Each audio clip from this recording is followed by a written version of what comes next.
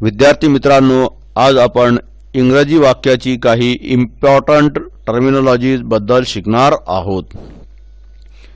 पहिली टर्मिनॉलॉजी आहे subject means कर्ता। कृती करणाऱ्याला सब्जेक्ट म्हणतात।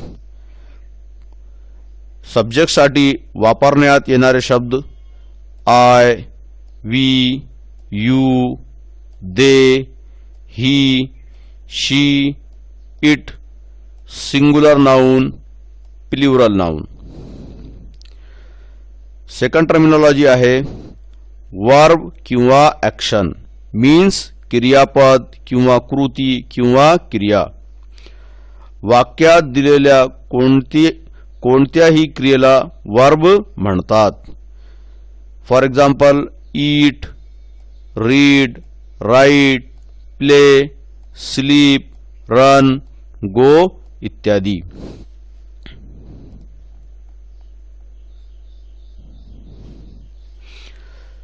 थर्ड टर्मिनॉलॉजी आहे हेल्पिंग वर्ब किंवा ऑक्झिलरी वर्ब मदत करणारे क्रियापद। हे कोणतीही वस्तूची किंवा क्रियेची स्थिती दर्शविते।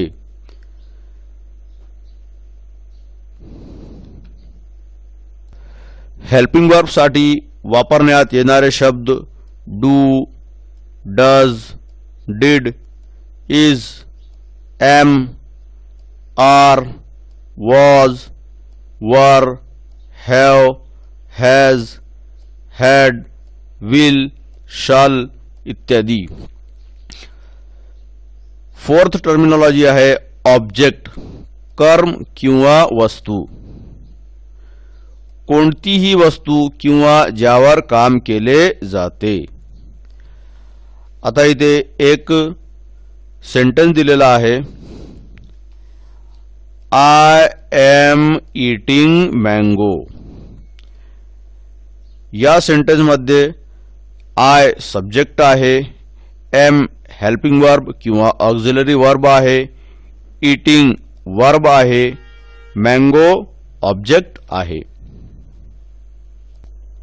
Thank you.